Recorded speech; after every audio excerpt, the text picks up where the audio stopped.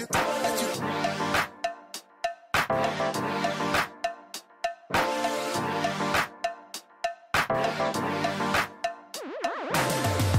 last week you called me.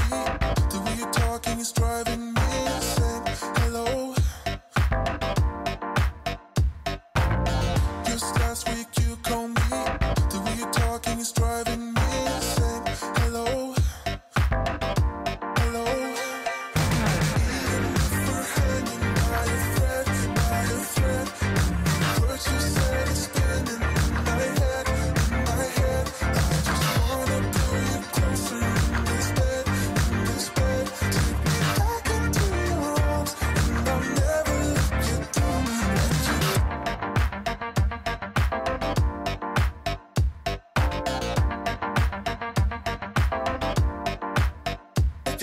you even if we're hanging by a thread, and what you said is spinning in my head, I just even if we're hanging by a thread, and what you said is spinning in my head, just last week you called me. The way you're talking is driving me insane. Hello. Just last week you called me. The way you're talking is driving me insane. Hello. Hello. Even if we're hanging by a thread, what you said is spinning in my head, I just wanna pull you closer in this bed, take me back into your arms, and I'll never let you down, let you. Even if we're hanging by a thread, what you said is spinning in my head, I just wanna pull you closer in this bed, take me back into your arms, and I'll never let you down, let you. Even if we're hanging by a thread, what you said is spinning in my head, wanna pull you closer in this, let you. Even if we're hanging by a thread, what you said is spinning in my head, wanna pull you closer in this, let you. Even if we're hanging by a thread,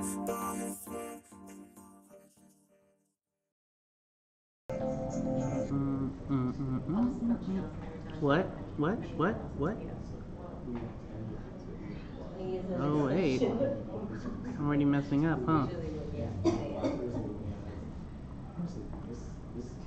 Uh-oh. I'm not doing this right. No. I did it wrong, but it's okay. We can do this live anyway. This is how we do. Yeah, doing it live. That's what we do. And we are live right now. Cool. Alright, cool. We're done. Hey everyone. Hi. Hey. Oh, hey. New faces here. One new face. No, two new faces. Yes. Hello.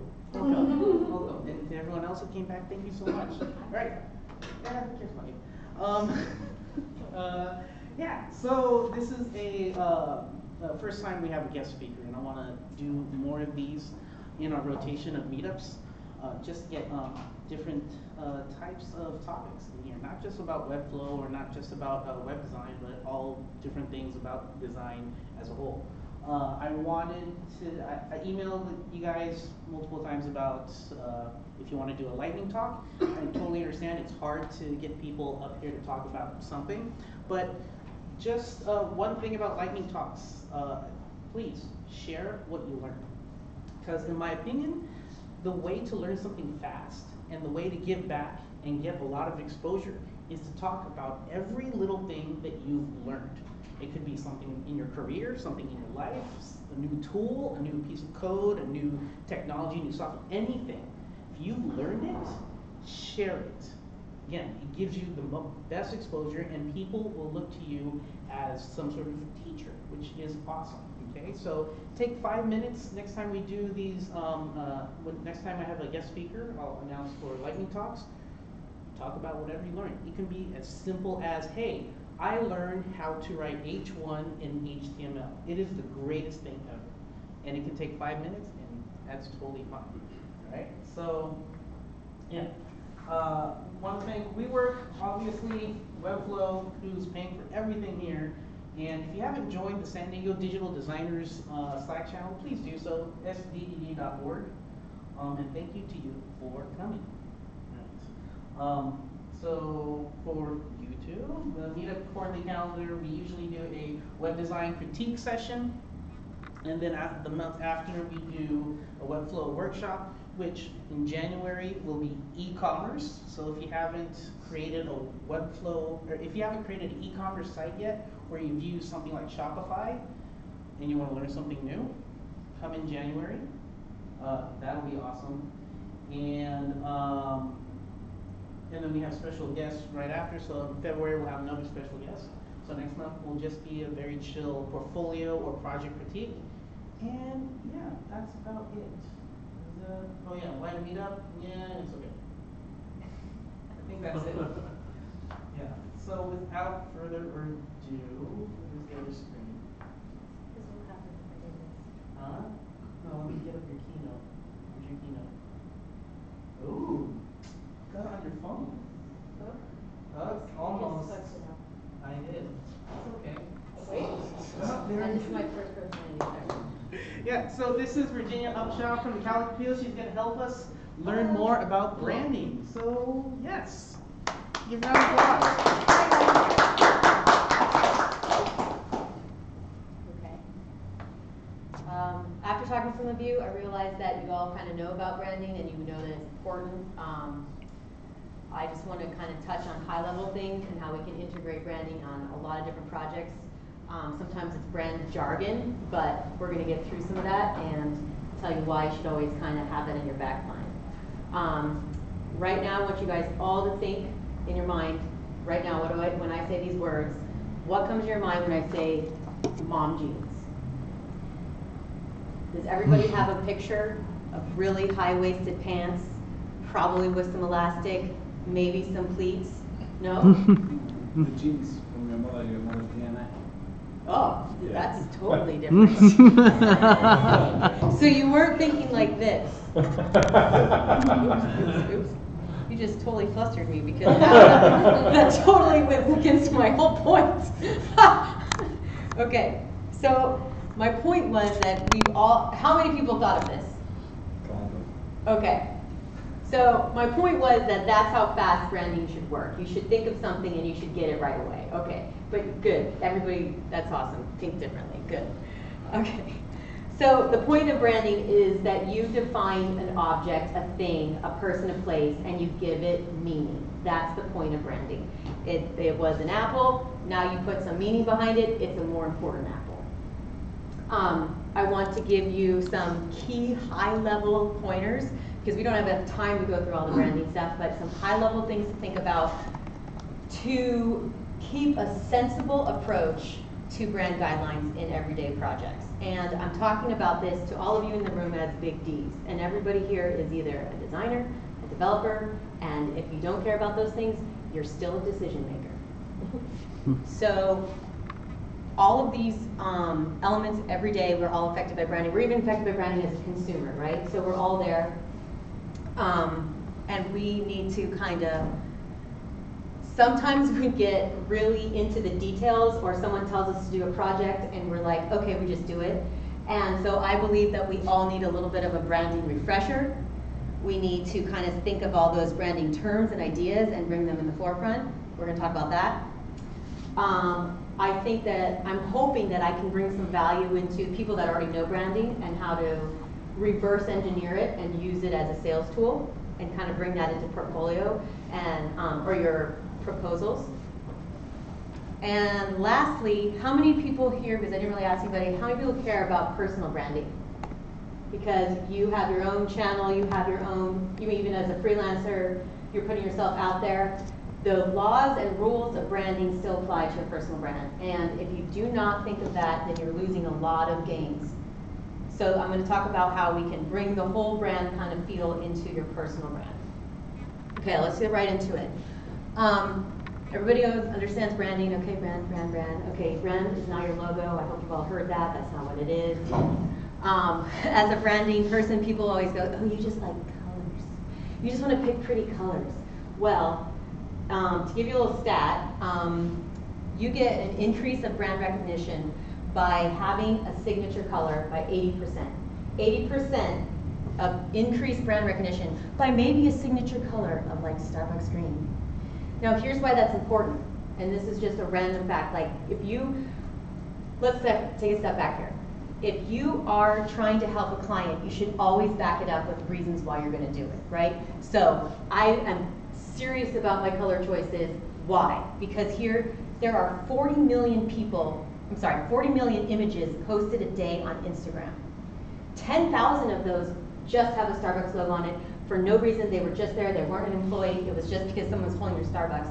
But you recognize it when you look at it because you know the color instantaneously. That's the power of branding. And so you have to make sure you're doing all of those elements.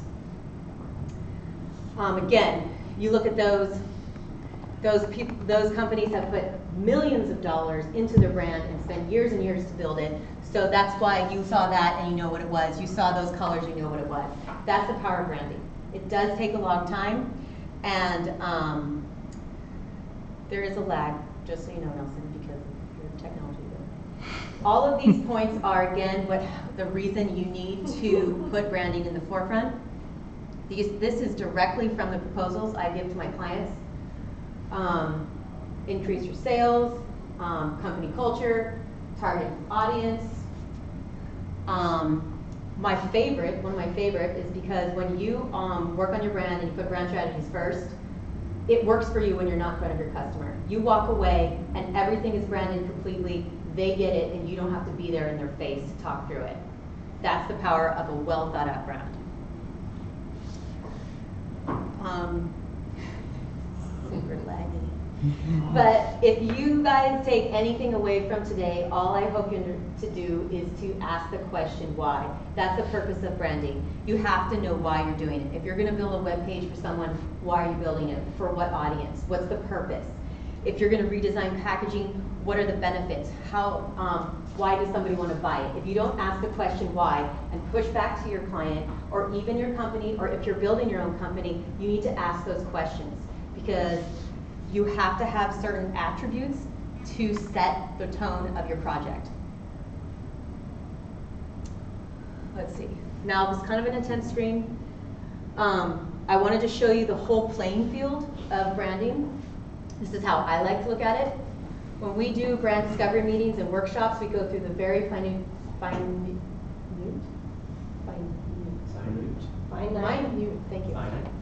both of those details that are all down this row. We start with a vision and we work our way down, and that's not what we're going to talk about today, but I just want to show you that these are all important elements that build these high-level things. I'm just going to keep it really high-level today. So the first section of branding is about your who, and your who is your purpose, which means your goals, which gives you your vision, which tells you your identity, then tells you your voice, and you're ready to go. And I think that's all wrapped up in what I call the brand map. You can put that in a toolbox, and you put it in your back pocket, and you can go. But now you have all that, and you let's say, okay, I like flowers, and my favorite color is purple, and my purpose is just to give flowers to everyone. Well, great. Why? That's the next thing. This is the meat, and this is the spot where everybody stops and goes, damn it, that means I have to work. Because this is fun part, to make it pretty, to make the logo, to talk about the visuals, and every designer is like, oh, I'll do this for you. But this part is the most important part because it's the why. Excuse me. And so if I just did that example, like, I love flowers, well, why are you giving me flowers? Why does that matter? The whole point is you have to find your audience, and your audience will dictate why you're doing it. And that's why I call it the compass, because you have to find your north, you have to find your path, and your path is based upon your audience, based upon your competition, based upon what your value add is, and based upon all your differences. And you will find those if you go through the path and you also ask the right questions, which gets you to your brand destination. Obviously, there's an end here. And so that's your how. And the how is how you're going to do it, how you're going to reach your people. And your people are your destination. You want to get more likes, you want to get more clients, you want to get more customers, you want to get more subscribers. That's the goal of branding. Okay, that's a lot. We were talking about this, design by committee. You ever sat in a room where somebody said, I like this color today, or I want this today, and then tomorrow they change their mind, or somebody's aunt gave them an idea and they decide to sit and change it? That is a horrible way to design. That's a horrible way to go forward, because two things. You are not setting rules, and so no one's signing off of it to go forward. And you don't have anything to back it, to give it value. So if you don't have your brand map with like your toolbox set up, this happens. Another thing that's crazy to me is that if you're going to build a product or service, why wouldn't you understand who you're building it for? Why wouldn't you ask about your audience? Why wouldn't you know what they do, what they like, what they care about? If you don't understand what they do and how they're involved, then you're missing a huge amount. And that's the compass area. That's the direction you want to go in.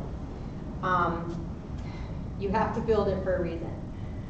Here's another kind of view of everything. Obviously, we're all trying to get on top of our mountain. We want to change the world, but you need to start with your foundation. We need to start with who you are. You go up with your compass, and you figure out your audience and what you're going to do and why, and then your how is all your deliverables and your destination and where your people are, all your P's. Most of this, in my opinion, is common sense, and people forget that it's common sense. You should ask these basic questions, and before you do anything, you should ask these questions in every project.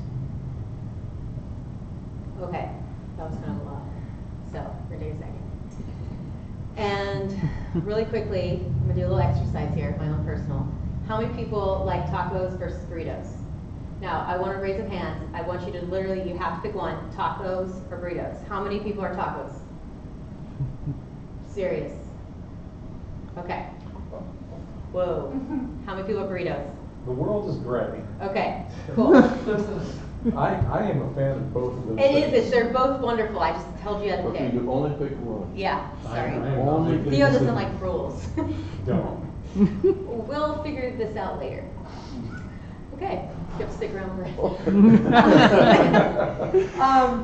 We're talking about the brand map really quick to kind of talk about those details. Remember, I'm going over all this. It's a lot of stuff. Everybody can Google branding and all the rules you need to do and all the things that they talk about it and all the great books.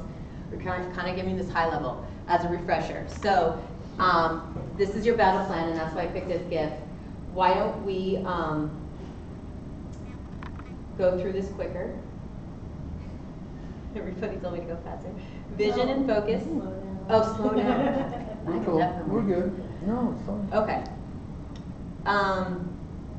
Again, your brand map has your vision and your focus. If you don't start there, then you don't know what your company values are, and you don't know what your characteristics are. You don't know what your identity is and your voice and what you're going to do. And that's something you do first, and you can take it in your pocket and go. And I'm just reminding you of this first core section of branding.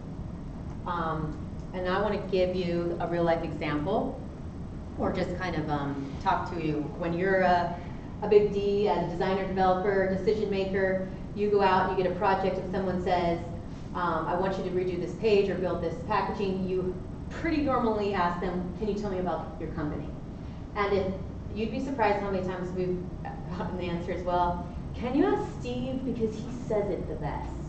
Or do you mean last year or now because we changed focus? Or they go on and on and on, and they are so convoluted you don't even know what they're talking about.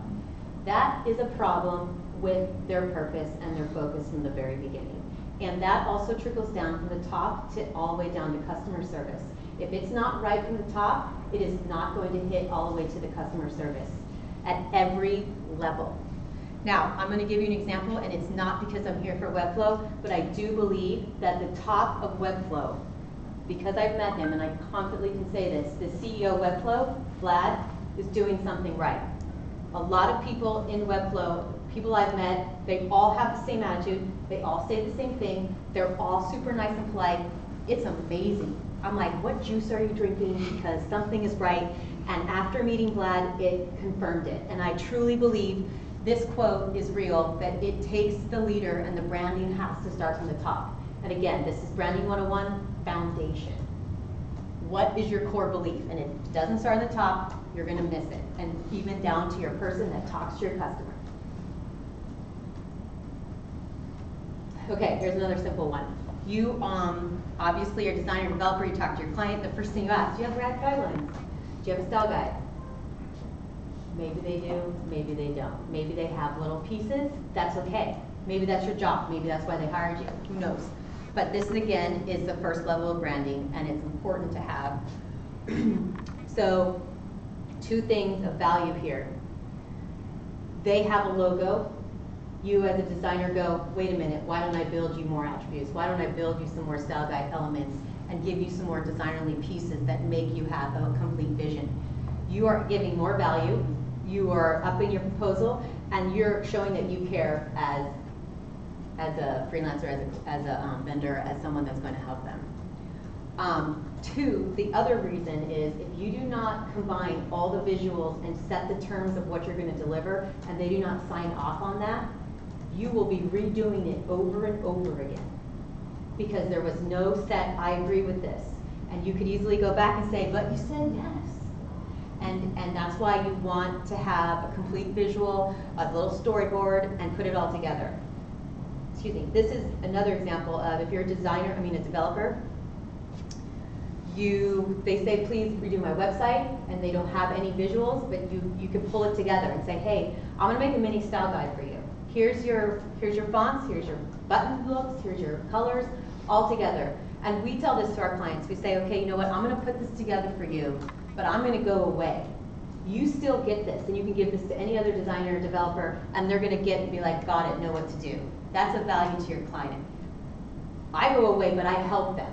So you have to look at it in all different ways and how you can find the gaps and where you can problem solve for your client. And this is just branding 101 with identity, okay? But you can help solve their problems. Okay, so that was two examples of the very beginning section of branding. Get on the compass, and you go, okay, got my brand map, got my identity, where should we go with it? And the brand compass is giving you direction. It tells you based upon your audience, what do they care about? Why do they care about it? What are you building for them? What value are you giving them? Why are you different based upon what competition? And are you elevating your difference? And is that obvious? You'd be surprised how many times we work with a client where we go, oh, I get it.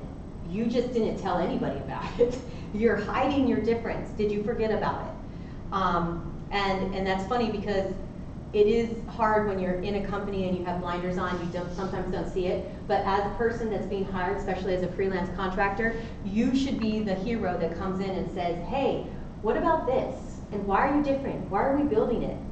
I do believe that all of these things, especially because it's the meat and potatoes section, the core, the why, you guys as developers, designers, decision makers, have to figure all this out because you'll get clear objectives on what you're going to do next. Here's a real life example. Okay, so you have a client and they want a complete redesign and rebuild of a very big website. The question we ask to help understand even where to start is what makes you different and what does your audience care about? What do they care about? And here's an example. Everybody knows American Red Cross, and you've heard of American Red Cross. They have an organization called WIC, which is Women, Infant, and Children. They said, we need you to redesign our site. It was multiple pages. Besides looking at this and saying, okay, what do you guys think is wrong with it? Go ahead, shout it out. The UX. You don't know where to go as a user. The colors, somebody. Typography is kind of gross. All of it. Everything is horrible. Like I went like this when they showed me. I was like, what? And they're like, we know, we need help. And so we were like, okay, let's meet. We got into a room of over 15 people. And they were all different heads of the department, and they all were shouting different things. They all wanted their section to be like this. This is what they wanted. I want my page in the forefront. I want this. I was like, no. It's not about you guys. And I had to figure out what is the common thread that kind of merge them all together. And that goes back to their core brand on what makes them different. And we found that little nugget of truth by asking them the right questions, and we found out that all of them said they care deeply about the women, so much so that on their website and on their social media, it doesn't show that they have most of them been there for over 10 years, that most of them have done the WIC program themselves. So that attention to who they are and how they're going to serve their customer and client was not shown here. And that was the first common thread that was really impressive. They genuinely cared. Okay, that shows your difference, right? So let's remember that.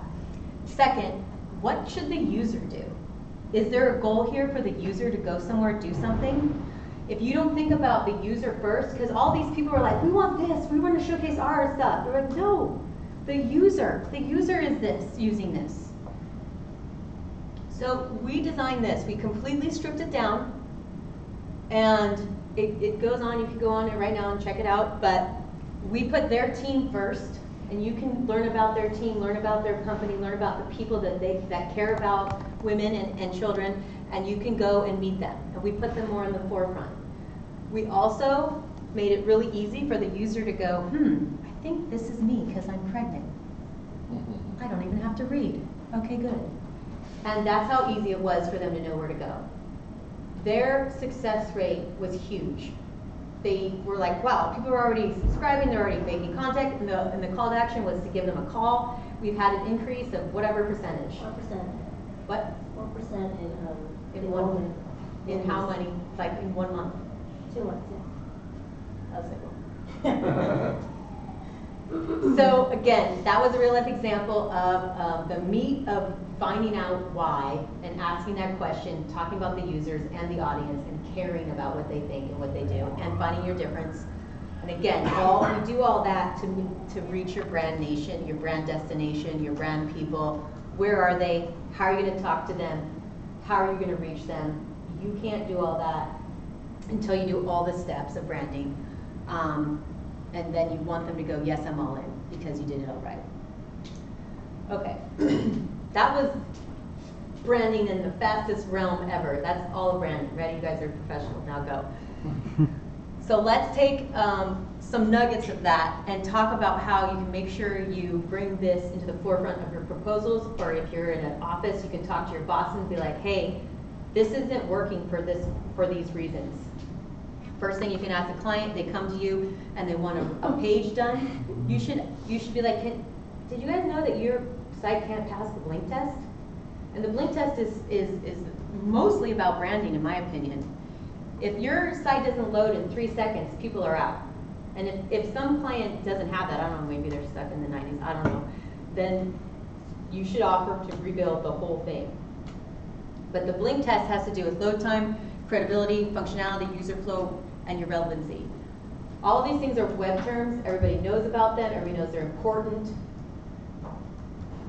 So now when you have a client and you have a proposal, how much are you putting all the problems that you see in their client in your proposal to them? How are you solving these problems?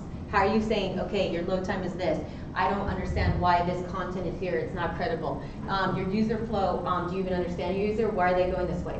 You want me to sell this product? Do you think they're just going to hit buy? No. They have to learn, they have to understand, you have to educate your user. And so that has to do with user flow. Is your content relevant? As a freelancer, as a designer, as a developer, even if you're your own company, even if you're building it, you have to find the gaps and fix them.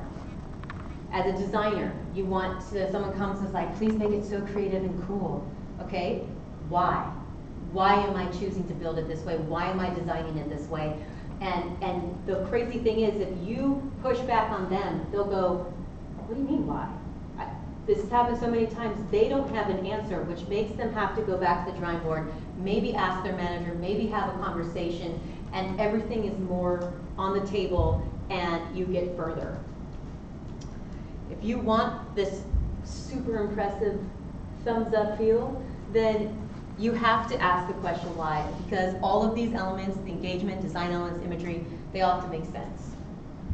Again, it has to do with why you're doing it and branding. And this goes to content. Anybody content writer, strategist, work with them. You need to make friends with words.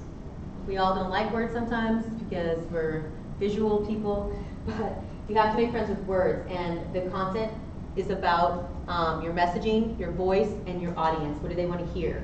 We had a client, half the website was written by an engineer, so it was like stereo instructions, and the other half was written by a social media manager person, so it was like, hey guys, what's happening? There was such a disconnect, it was confusing. That's your audience, know your audience, and be a consistent voice. Some of this stuff is, you think, so obvious, but you'd be surprised how many times people miss it. Again, this is a little example of what we're talking about. I'm just reinforcing it and bringing this back up again. If you guys have any questions on any of this before we go to the next section, feel free.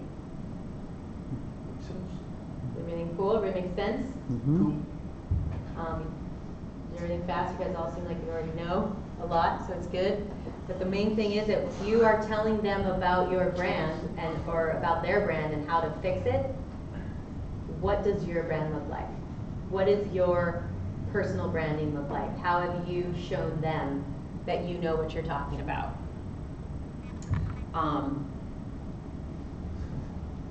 You have to ask that question from the very beginning. Who are you? Who are you? What are you doing? He's creepy. This is, again, I'm just going to go through it, but if you are interested in it, you still have to do the same thing as branding a company or starting a product or anything. You have to go through the high level and figure out your vision. If you're starting, you want to get a new job and you're putting yourself out there, what type of job and what do they want to hear? And you are going to gear your portfolio to their needs, and you're going to write your cover letter a certain way only for them. It's all the same things. If you want to start your personal brand like Nelson's working on, you have to figure out what your personality is, what kind of things and attributes and characteristics you bring to the table, which is what Nelson's working on right now, his personal brand. And then you hire a designer. Luckily your wife is. And so you create your own brand. It's free. But I think that you can attest to this, that there's a fine line to know, okay, this is my personality, but how I'm going to talk to my people. How are you going to talk, and how do people want to kind of listen to your stories and understand what advice you're giving and how you're going to talk to them? You have to find that flow and that voice, right? And they get to know that, and they like that, and that's kind of, that makes up more of who you are as your personal brand. Positioning statement, this is a big one. People, if you could learn how to do a positioning statement, you would be a winner in every person's book, because if you can get to the first website, the first page, the hero section, and the positioning statement tells you exactly what you do, and you know exactly what's happening on the website, that is golden. And it is one sentence, and it's a powerful sentence. And it's hard, but you can do it. I could do a whole workshop on that. We can do that another time. Again, now we're talking about the same thing. You get to your compass, and you know where you're doing your personal brand, but now you're talking to your people. Now he has a personal brand. Nelson, what do you got to keep doing? You got to be consistent. You got to keep putting good content out there. You got to keep sharing. You got to keep talking to your people, and that's how you grow and get to your brand destination. All right. And then, I'm really quiet. You should always have fun with it. You should always enjoy it. You should find your personality. As a hiring manager, one of the things I always did was I'd go into their portfolio and I'd first look at their portfolio and say, can they do the job? Check.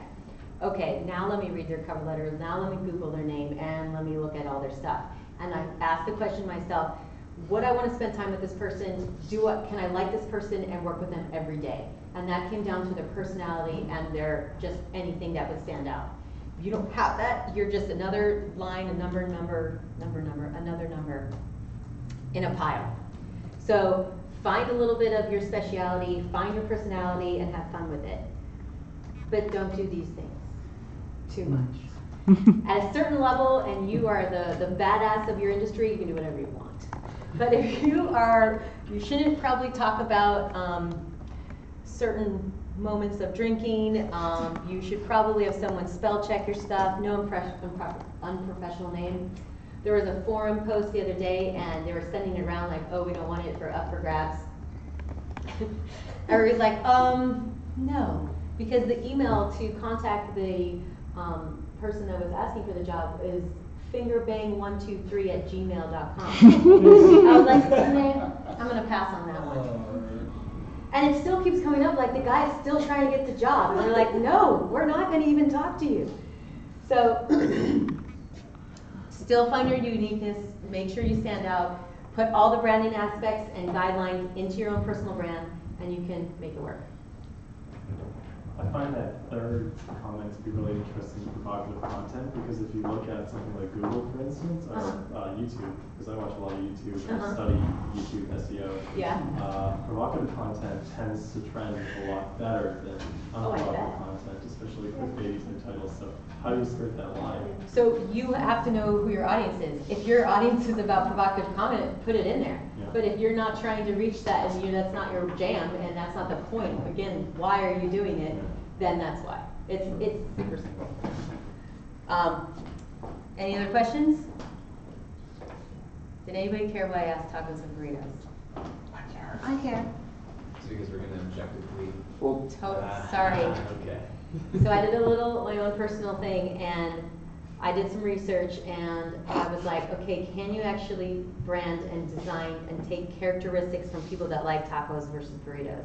You can. There's actual information about there, and this is what I gathered. This is what burrito lovers like, and that's what taco lovers are like or into.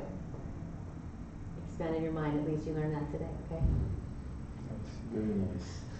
Does that qualify as a taco lover versus burrito? Do you guys agree? Well, now that I'm reading this, I realize I'm a taco lover. So. Okay, I'm glad that we figured that out. No, that's incorrect, because you already objectified. All right, that's it. I want you guys to go Awesome. out and put people under your spell of branding, and happy holidays. Beautiful.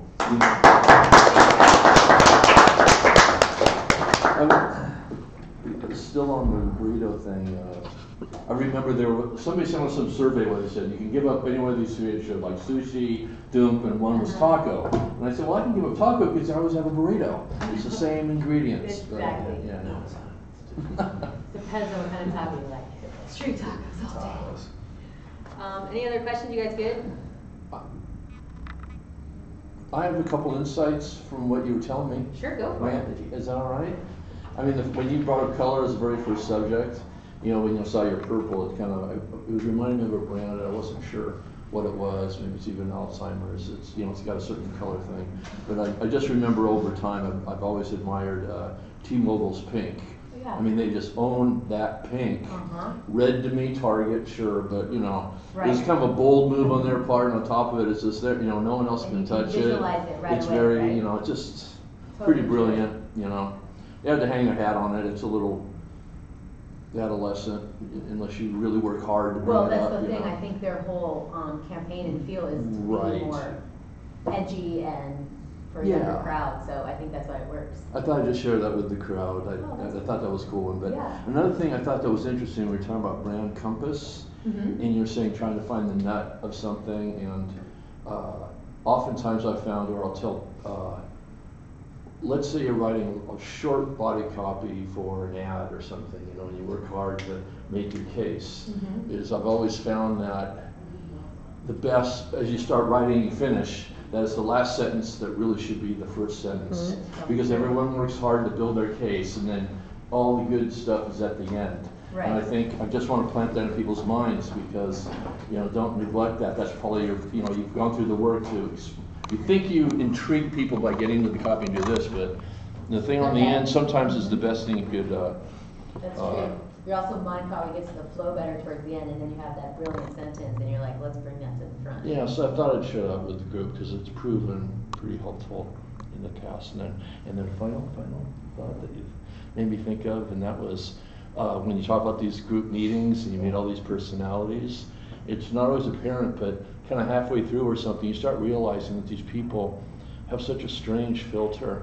I mean, they don't care about type or colors or anything. They see the world through a completely different prism that you may have never even experienced before in your life, let alone, with this group. So it's, the group meetings can be really interesting, and sometimes pays to just sit back and wait, you know, because what you think is somebody wants to attack the design, it's really, no, it's about kind of their own little thing that you can take care of with a form and contact us or something, you know, and they'll be happy. So that's the only other thing, in case you guys haven't marched into a million meetings, it's that are big, you know, 15 people, that sometimes, yeah. So that's what I had thought that I thought I might share with you guys. I don't know if you guys got any other, Richard, sparked you guys. I'm sorry to interrupt you. Yeah. What would be your top 3 resources for people to check out if they wanted to really understand brand and how to construct one, maybe whether it be books, YouTube videos, or maybe an article? Can I get your email? I'll email you. I knew I was going to get this question I had in my mind. I have 3 books right off the top, but I want to make sure I say them right, or I can Google it really quick. I have 3 books that I have marked up so much because every single sentence is brilliant. And if you do deal with branding every day, you probably may even read them, but it is genius. One guy is a creative director and he's worked in so many ad agencies and he just knows how to make forms. Like one of the best things about this one book, and I'll find it, is he tells you exactly how to write a positioning statement. Like Marty Niemeyer? easy. That's good enough. That's tough to look up, but I definitely can give you some sources. But I mean, there's so many out there. But yeah.